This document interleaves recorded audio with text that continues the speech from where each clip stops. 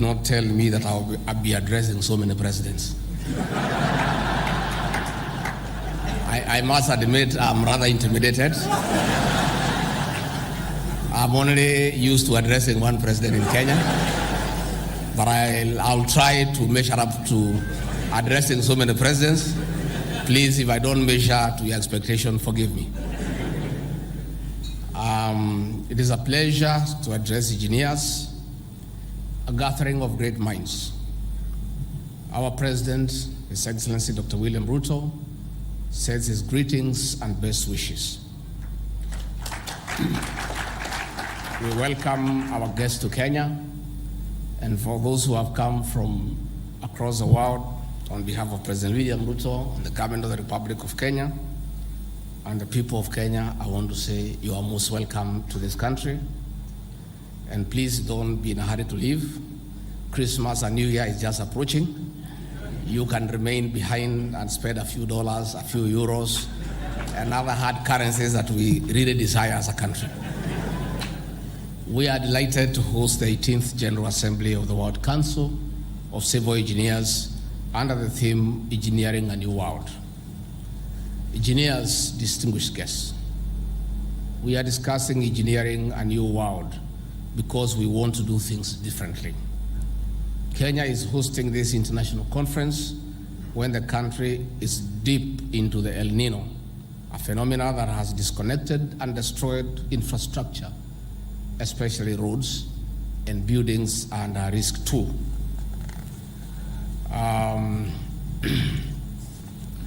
Nature is telling us to rethink our strategy and thus rethink our engineering. For instance, El Nino is reminding us that the same technology of building roads is not the engineering of a new world. This is important for Kenya and Africa, a region that is rapidly developing. Engineers and distinguished guests, to rethink our engineering, there must be a paradigm shift, especially in the education system, to groom and nurture new talent and skills. In Kenya, for instance, we are implementing the competence-based curriculum which focuses more on nurturing skills and talents. In such a system, students gifted in science, technology, engineering, and mathematics subjects will be helped to sharpen their skills for better results. Considering that engineering is one of the most expensive courses, we have revised the funding model for tertiary education to enable students from poor economic backgrounds access the course of their choice. In our commitment to deliver reforms in the education sector, we allocated 27.4% of our national budget in the current financial year. Eminent engineers and distinguished guests, World Bank notes that Africa heavily relies on imported expertise in engineering, resulting from poor quality of education and minimal numbers of graduates from learning institutions. Thousands of our students are studying abroad on scholarships and other exchange programs in our bid to strengthen the local capacity for sustainability. This is largely true for most of our African peers. We'll continue to deepen the collaboration with our development partners in enhancing local expertise in various ways as we seek to close the over 7,000 gap of engineers in the country. We are ready to work with the Institute of the Engineers of Kenya in addressing this gap. It is a call that we share with our sister states in Africa if our continent is to actively contribute to development. May I take this opportunity to emphasize that engineering for a new world must be driven by barrier-breaking innovation. Generating new knowledge means we sharpen the existing expertise through intensified research and development. Companies and organizations have no option but to heavily invest in research and development. As the saying goes, a machete that is not sharpened often rusts. Engineers, we note with admiration that Africa is undergoing rapid transformation through multi-billion US dollar projects. Certainly, Africa is a continent of today, not the future, as often said. There are immense opportunities of investment in various sectors, ranging from agriculture, manufacturing and industry, digital technology, affordable housing, affordable health, among others. We are excited that partners are working with us in investing in these areas. On the other hand, Kenya has just emerged from one of the longest droughts in 4 decades. A number of countries in Africa are facing crises linked to climate change, a factor that is negatively impacting on socio-economic growth. While implementing massive development projects, environment-conscious approach in engineering is inevitable. People-centered engineering is environment-focused. That is why engineering is about providing quality of life, not driving humanity to extinction.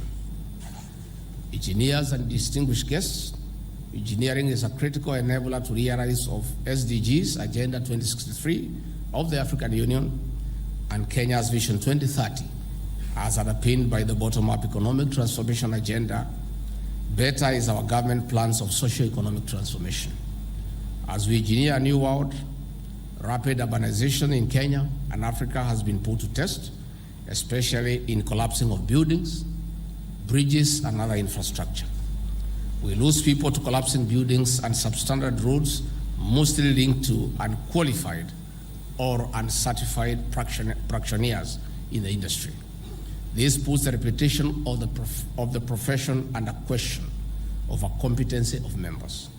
We are ready to work with the Engineers Board of Kenya and other relevant agencies in clamping down quacks. Through the right ministries, we invite you for an engagement on legal and policy frameworks. Besides monitoring and regulating education and training, eliminating intruders is one of the ways of restoring dignity to the engineering profession. On this note, I wish to declare the 30th Institution of Engineers of Kenya Annual International Convention and the 18th General Assembly of the World Council of Civil Engineers officially open.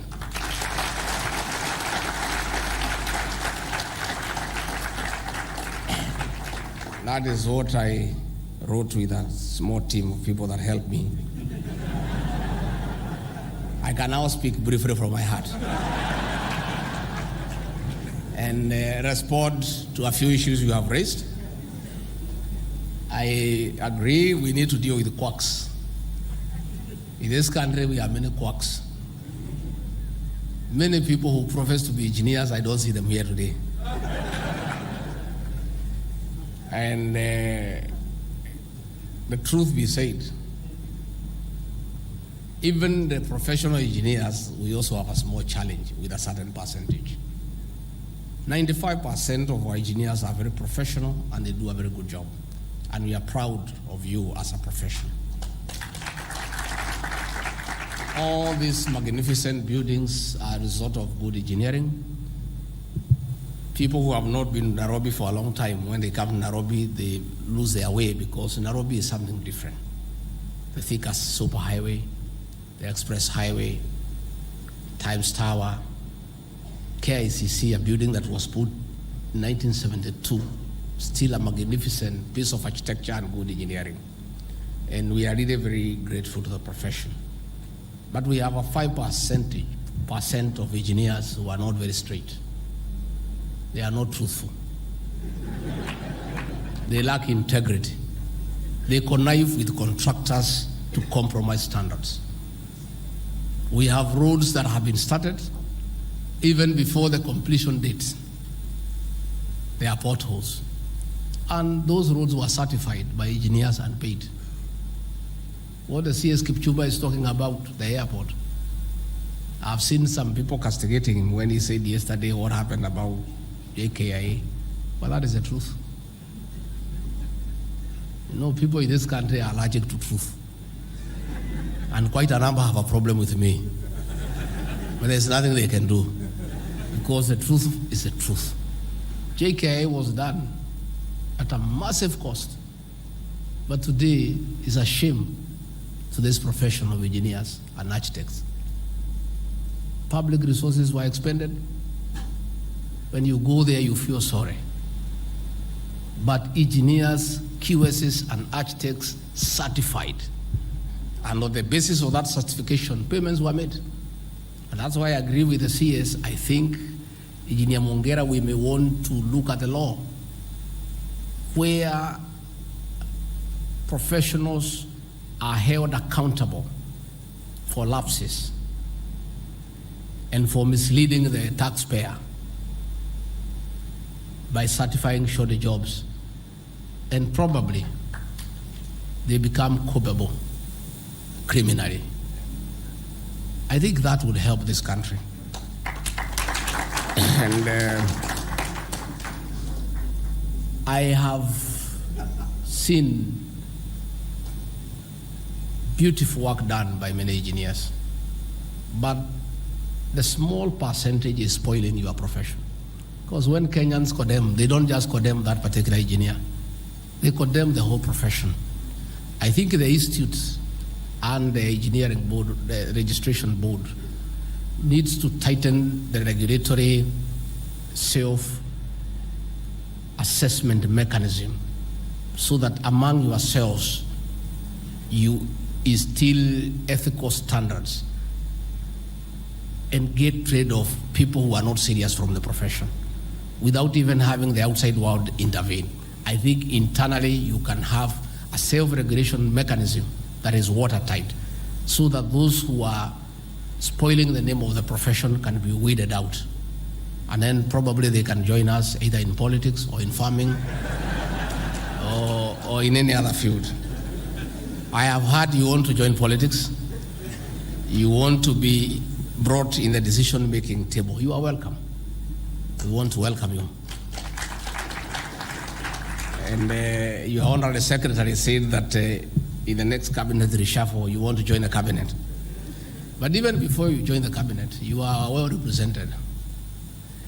Engineer Joseph Bogwa is a Principal Secretary for Roads, and he is doing a good job in marketing you as good managers. Engineer John Tanui is a Principal Secretary for ICT. Engineer Festus Ngeno is a Principal Secretary for Environment and Climate Change. I don't think you are doing bad, but I don't think there will be a reshuffle because the guys who are there are working well so far. But in the unfortunate event, one of them does not measure up to expectation, and there's a vacancy, we shall consider you. But I trust that you will not sabotage your CS so that he fails, so that you create a vacancy. I think CS Kipchumba Murkomen is the only non-engineer in the ministry. So wacha pia akae na nyinyi hapo, support him so that he succeeds. And you engineers, you are saying that you are happy the president came to your function. I'm here today. It's by choice. And it's very deliberate.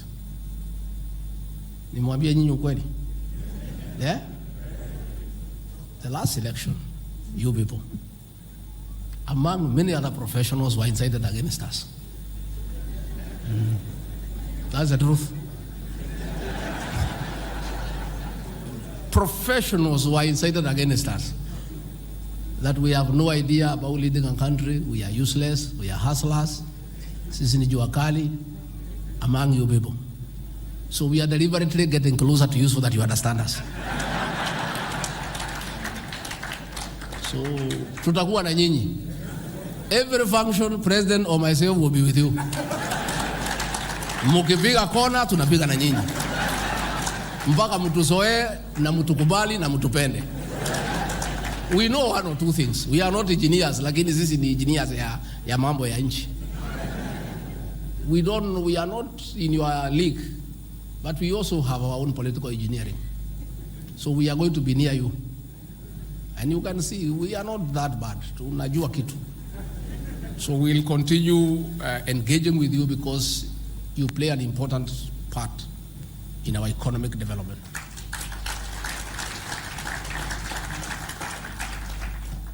And professionalism is what our government is all about, strengthening institutions, enhancing their capacity so that we have a beautiful country that is run by professionals. So please give it your all. The President and I and the rest of us will support you to a hilt. You have talked about you people getting involved in county government projects. I'm aware that sometimes the governors are not using professionals. What I'll do, the President, I'll organize during the IEK meeting next, you come and make a presentation to the governors so that you talk to them. You are saying you want to be involved. We have a beautiful program, affordable housing program, to do 200,000 units of houses per year. That is 1 million houses in our 5-year first term. That program has everything to do with you people. Structural engineers will be there, civil engineers will be there, electrical engineers will be there, mechanical engineers will be there. And I want you to request you to participate fully. That is huge investment in this country, and your place is well set. Be part of the affordable housing. And that is why when we were pushing that program, it looked like people thought it's an unpopular thing. There are two things to do: to dignify the people of Kenya by giving them affordable housing, again creating employment for our professionals and for our artisans. So that is a huge opportunity for you people as engineers to get involved. And I want to request you to make sure that we maintain our standards. Even in the whole of this space of 200,000 units per year, it's important that you people help the country to make sure that we maintain our standards so that those houses are safe, not just for now, but for posterity.